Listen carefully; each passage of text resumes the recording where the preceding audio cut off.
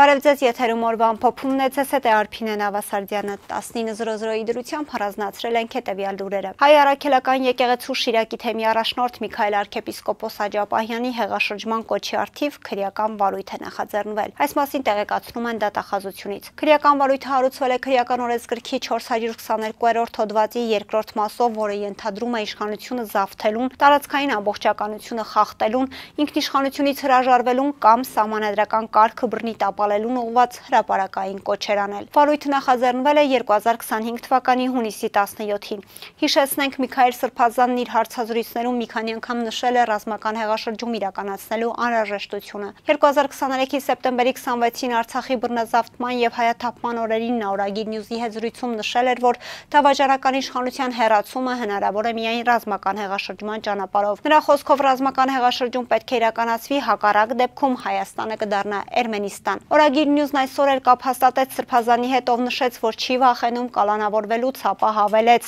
Երևի ես ավելի մեծ սպառնալիք եմ այս երկրի համար, քան թե վարչապետի աթոռը զբաղեցնողը։ Նիկոլ Փաշինյանը կառավարության այսօրվա նիստում բարձր է գնահատել Բագրատ Սրբազանին եւ մյուս ընդդիմադիրներին ձերբակալած իրավապահների աշխատանքը։ Նրա խոսքով բացահայտվել է մեր պետականության, Հայաստանի Հանրապետության անվտանգության եւ կայունության դեմ նախապատրաստվող հանցագործություն, կանխվել է նաեւ այդ պլանի իրագործումը։ Այս մասին կառավարության նիստի մեկնարկին հայտարարեց վարչապետ Նիկոլ Փաշինյանը։ Փաշինյանը նաեւ շնորհակալություն հայտնեց իրավապահ մարմինների ներկայացուցիչներին, որ բացահայտվել է մեր պետականության, Հայաստանի Հանրապետության անվտանգության եւ կայունության դեմ նախապատրաստվող հանցագործություն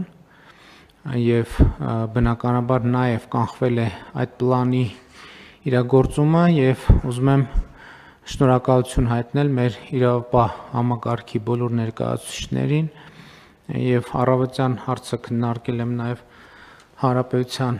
նախագահի հետ եւ կարծում եմ իմաստ կունենա, որ ազգային անվտանգության ծառայության, դատախազության, քննչական կոմիտեի, ներքին գործերի նախարարության, ոստիկանության առավել արդյունավետ գործած աշխատակիցներին ներկայացնեք պարգևատրման եւ պետական պարգևի։ Կարծում եմ շատ բան չկա ասելու թեմայի հետ կապված, որովհետեւ ահռելի ծավալով ինֆորմացիա է հրապարակվել եւ ես այս պահին չունեմ որևէ այլ բան բացի հրապարակվածից ասելու։ Համոզված եմ արդյունավետ քննություն տեղի կունենա եւ հետագա ընթացքի մասին մեր իրավապահները հանրությանը կիրազեկեն։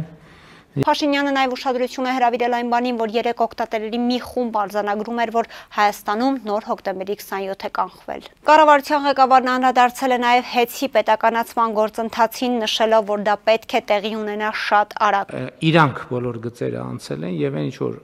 ասել եմ, մենք առաջիկայում արդեն պետք է անցնենք դրա իրագործման փուլին։ Իհարկե, process-ը չի լինի մի փուլանի, բայց ակնհայտ է, որ պետությունը պետք է շատ արագ վերցնի Հայաստանի էներգետիկ էլեկտրական ցանցեր ՓԲ կառավարումը եւ հետագա գործընթացները պետականացման եւ անկերության կառավարման արդյունավետության ուղղությամբ պետք է արագ եւ արդյունավետ իրականացնենք։ Իհարկե հարցը քաղաքական մակարդակով մենք քննարկվել է քաղաքացիական պայմանագիր կուսակցության վարչության նիստում։ Ես գիտեմ, որ ազգային ժողովի քաղաքացիական պայմանագիր խմբակցությունը նույնպես քննարկումներ է ունեցել եւ այդ թվում կառավարության գործընկերների մենք համատեղ աշխատանքով նաեւ օրենքի նախագիծ է արդեն դրվել փոփոխություն հայտարարել է Փաշինյանը, նշելով, որ հարցը քաղաքական մակարդակով քննարկվել է եւ համապատասխան օրենքի նախագիծն այսօրվա օրակարգում է։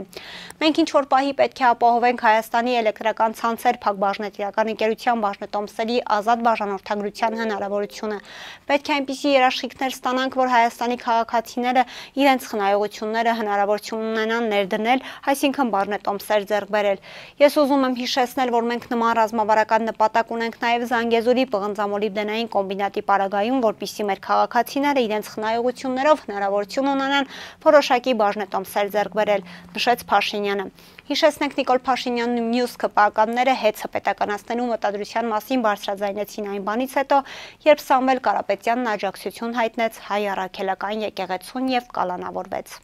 Թուրքական լրատվամիջոցները գրում են, որ Նիկոլ Փաշինյանի քաղաքացիական կինը Աննա Հակոբյանը հունիսի 19-ից 22-ը հանգստացել է Անտալիայում, որի նպատակով 100,000 եվրո է ծախսել։ Ըստ հրապարակումների Հակոբյանը հանգստացել է Անտալիայի ամենահայտնի եւ թանկարժեք հյուրանոցներից մեկի նախագահական համարում, բացի այդ վճարել է շամպայնով լոգանքի, անձնական յոգայի մարշչի, սպոսանավ վարձակալելու եւ առանձնահատուկ սպասարկման համար։ Ինքը Աննա Հակոբյանը հերքել է թուրքական լրատվամիջոցների հրապարակումները, դրանք հեքիաթ որակել, ապա թիրախավորել դրանք հրապարակող լրագրողներին եւ լրատվամիջոցներին, սակայն թուրքական լրատվամիջոցների հասցեին Հակոբյանն անգամ մի թթու խոսք չի ասել։ Փաշինյանի քաղաքացիական կինը հայտնել է, որ նշված օրերին իր դուստրերի հետ ճանապարհորդել է Սյունիքի մարզում եւ միայն կիրակի օրը հունիսի 22-ին է տանը մնացել։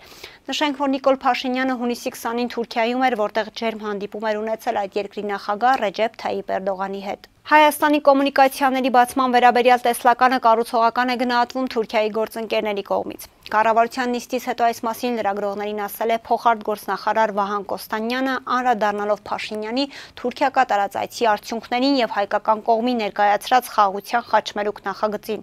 Արձագանքելով լրագրողների հարցին Կոստանյանը նշեց, որ ինքը Թուրքիայի կողմից չի լսել, որ Հայաստանով ճանապարհը պետք է անարգել անցնի։ Մենք կարող ենք արձանագրել, որ Հայաստանի Հանրապետության դիրքորոշումը, որ կոմունիկացիաները պիտի անցնեն Հայաստանի ինքնիշխանության եւ իրավազորության ներքո որևէ կերպ փոփոխման չի ենթարկվել, չնայած այն բոլոր շահարկումներին, որ այցից առաջ եւ այցից հետո մամուլում տեղ են գտել։ Իսկ ինչ բացատրություն ունեք, որ ժամանակ Նրա համոզմամբ թուրքական կողմի կենսական շահերից է բխում կոմունիկացիաների բացումը մեր տարածաշրջանում։ Կոստանյանը նաև տեղեկացրեց, որ Մերձավոր Արևելքի եւ տարածաշրջանային հարցերում արձանագրվել է, որ մի շարք թեմաների շուրջ Հայաստանի եւ Թուրքիայի դիրքորոշումները բավականին մոտ են։ Ադրբեջանի պաշտպանության նախարարության հետ փոխկապակցված լրատվամիջոցն ակնարկում է Հայաստանի Հանրապետության իշխանություններին քրեորեն պատժելի դարձնել Արցախ բառի կիրառումը։ Այս մասին գրել է Ադրբեջանի հարցերով փորձագետ Տաթևիկ Հայրապետյանը։ Սա 3 օր առաջ հունիսի 23-ին Ադրբեջանի պաշտպանության նախարարության հետ փոխկապակցված Կալիբեր Ազ քարոզչական կայքում տեղադրված նյութից մի հատված է, որտեղ իշարս այլ հարցերի ակնարկում են Հայաստանի Հանրապետության իշխանություններին քրեորեն պատժելի դարձնել Արցախ բառի կիրառումը,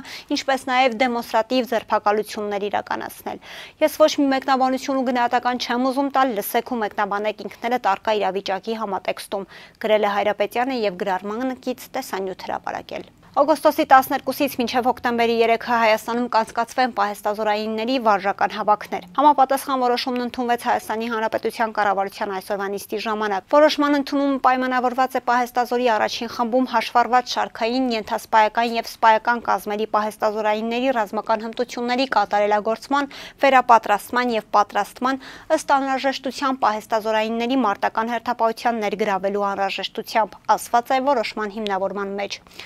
Որոշմամբ սահմանվում են նաև վարժական հավաքների անցկացման նպատակները, ներգրավվող պահեստազորայինների կազմերը, մասնագիտությունները, քանակները, ներգրավման ժամկետները։ Հաջորդ շաբաթ Վրաստանի խորհրդարանը կքննարկի Գախարիա հանուն Վրաստանի ընդդիմադիր խմբակցության падգամավորների լիազորությունները դադարեցնելու հարցը։ Կանցկացվի բոլոր 12 падգամավորների կոնկրետ ստուգում։ Հանուն Վրաստանի կուսակցության անդամները առանց հարգելի պատճառի բացակայում են խորհրդարանի նիստերից, խախտելով Վրաստանի խորհրդարանի կանոնակարգը։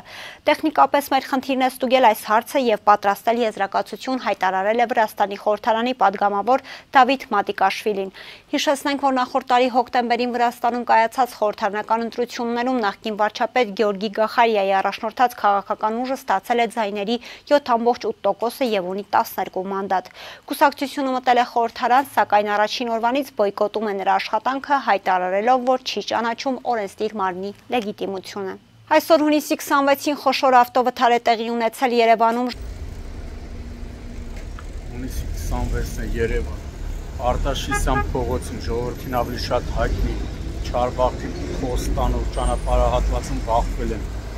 Lexus, Tesla եւ Nissan Magnus ավտոմեքենաները։ Բախման հետևանքով Lexus-ը կողաշրջվել է 3 հոգի մարմնական վնասվածքներով տեղափոխվել են հիվանդանոց։ Վիրավորներին առաջին օգնության են հասել քաղաքացիները եւ դեպքի վայրի հարևանությամբ գործող գազալցակայանի աշխատակիցներն ու ըստ դեպքի վայրում հավաքված քաղաքացիներին նաեւ օպերատիվ են գործել Երևանի 103 շտաբօրինության ների հերթապահ խումբը։ օպերատիվորեն ժամանել են ներքին գործերի նախարարության, ոստիկանության, բարեկային ծառայության, Երևան քաղաքի գնդի գումարտակներից մեկի պարեկները, այս պայն պարեկները սահմանազատել են տարածքը, դեպքի մասին տեղեկությունը փոխանցվել է Հայաստանի քննչական կոմիտեի, Երևան քաղաքի քննչական վարչության ճանապարհատրանսպորտային հանցագործությունների քննության բաժին, որտեղից իմ տեղեկություններով արդեն քննիչը մեկնել է հիվանդանոց, ապա կժամանի դեպքի վայր։ Այս պայն պարեկները սահմանազատել են տարածքը, քանի որ տեսնում եք դեպի փոստ իջնող ճանապարհահատվածը կարելի ասել փակված է։ Մեքենաները մեծ դժվարությամբ են շրջանցում։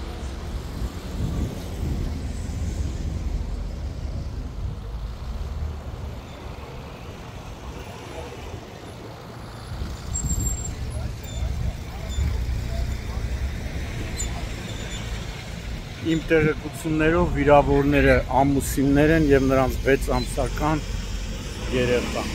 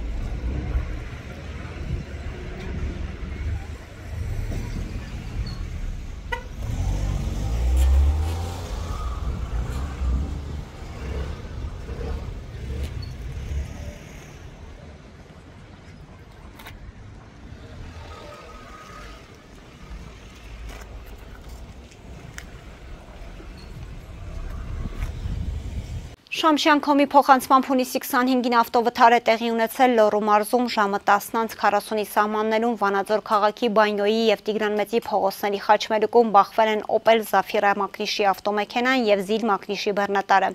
Վթարի հետևանքով ըստ նախնական տեղեկությունների բարեբախտաբար տուժածներ չկան։ Վթարի փաստով բարեկային ծառայության Լոռու մարզի գումարտակում փաստաթղթեր են ձևակերպվում, որտեղ էլ պարզում են վարորդների ինքնությունը։ Կհանդիպենք վաղը, առողջ եղեք։